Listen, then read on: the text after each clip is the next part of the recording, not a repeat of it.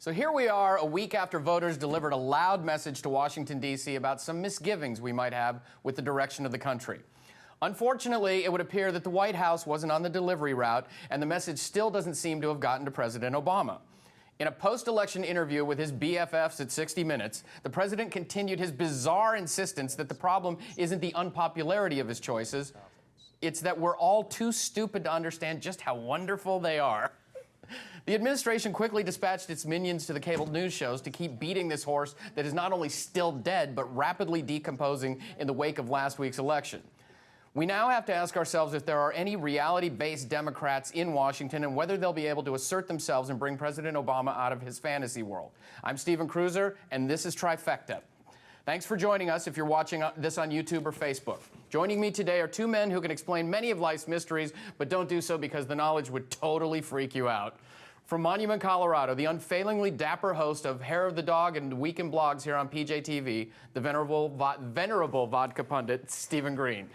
And from Allentown, Pennsylvania, the man so awesome that we're giving him full credit for his state success at the polls last week, the author of Laughing at Obama Volume 1, Scrapple Faces, Scott Ott. Let's get right to this, beginning with Mr. Green. Steve, we've been told from the beginning that President Obama is the smartest guy in the room. Personally, I think his intellect is still one of the best kept secrets in Washington, as I have yet to see it make a public appearance. Are we witnessing a serious disconnect with this president, or is this merely unimaginative political spin? It's not just the president. There's this theme going on here on the left, and the theme is voters are stupid. You gave, 50-plus speeches. That wasn't enough to sell people on health care. Arlen Specter, he said he refused, that was his word, to let his record be judged by the stupid people who elected him in the first place. So he switched parties. Charlie Crist, same story. He didn't like what the voters told him in the primary, so, he got himself some new voters. But did you see how well that worked for Crist and for Specter? What do you want to bet it works just as well for Obama in the next couple of years? Fingers crossed, fingers crossed. Okay. Scott, in addition to the thumping the Democrats who voted for health care reform took at the polls last week, we're also hearing that very few people are opting to take advantage of the pretty inexpensive high-risk pools, which has also been blamed on a communication failure. Why is the president having such a hard time selling the things he told us that everybody wants? Well, I think there's a sweet irony in this. I mean, it's almost like the president, you've heard the expression, he's damning something with faint praise.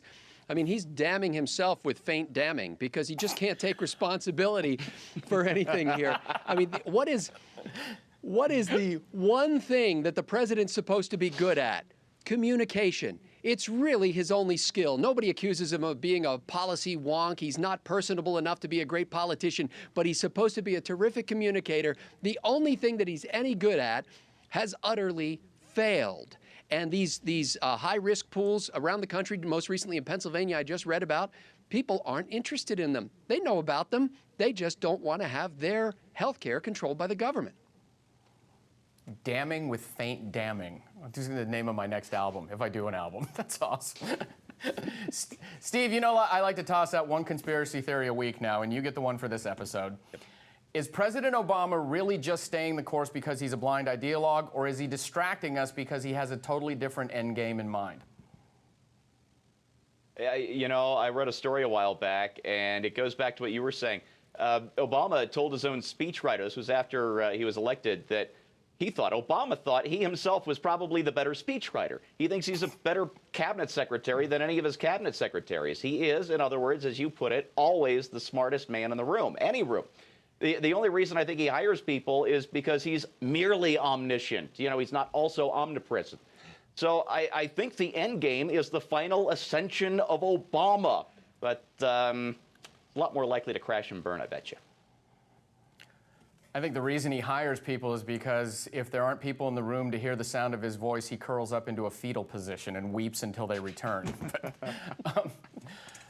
Mr. Ott, you're a Republican political operative and understand the importance of message. Do you think that the Democrats will ever realize that perpetual condescension isn't the best way to reach out to the voting public? Well, I don't want to damn all Democrats. There I am damning again. But I don't want to put all Democrats in that same basket because I think that by and large, mainstream, rank-and-file Democrats are not like the National Democrat Party. They are not like President Obama. They're not like the leaders in Congress. But no, I do believe that there is a leftist, progressive, liberal sect that thinks that no matter what happens, it knows better than everybody else. And if you don't get it, it's a failure on your part. They never have this moment where they think, wait a minute, maybe my ideas have been rejected. Maybe I'm wrong. Maybe it's not just a communication issue. And I don't think that's going to change unless they, as you know, some of us did, become conservatives.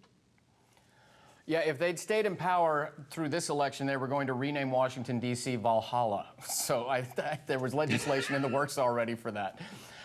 Mr. Green, what is the first thing you would like to see the new Republican majority in the House of Representatives do to help President Obama understand that we understand him perfectly and we are not amused?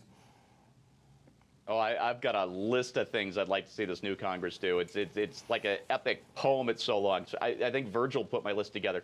But I got to pick just one. You know what? I'm going to cheat. I'm going to go over to the Senate side of the Capitol building. And over there, I'd like to see that brand new Democratic senator from West Virginia, Joe Manchin. I'd like to see him switch parties to the GOP. Can you hear me now, Mr. President? I like that idea. I wanted him to caucus with the GOP, but I like you. You took it the extra mile. That's PJTV mainstay, the vodka pundit, Stephen Green. Watch him here every week on Hair of the Dog and the Weekend Blogs. Scott, a final thought or two from you, please.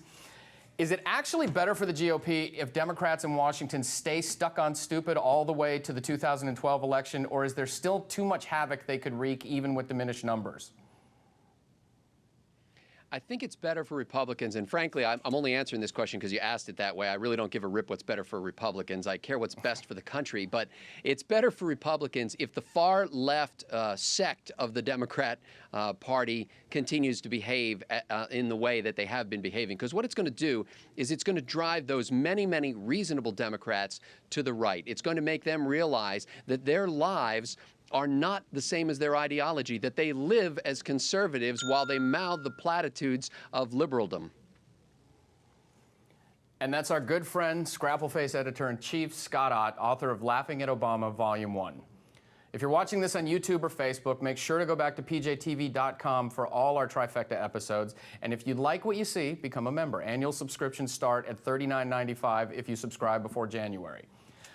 Now, my final thoughts on this. What we've seen with the president and this administration in the weeks since last week's historic election is that they still don't get it, and we have not delivered the message well. True, there has been a communication breakdown. We just haven't communicated just how displeased we are as the voting public to this president, which is why there is no time to rest. There is no time to pat ourselves on the back. You got a little nap, you had a little party, and it's time to get back to doing the work you did to help this last election turn out so successfully. As Scott said, there are a lot of Democrats out there who aren't like this. Unfortunately, they don't have any power in the Democratic Party right now, and maybe if we keep working hard to disenfranchise the people in power on the left right now, the regular, normal Democrats can once again push aside the hippies from the 60s who have taken over the Democratic Party. So don't rest. Keep up.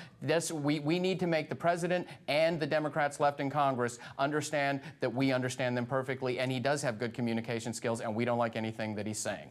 For Scott Ott, Steve Green, and the entire crew here at PJTV, I'm Stephen Cruiser. Thanks for watching.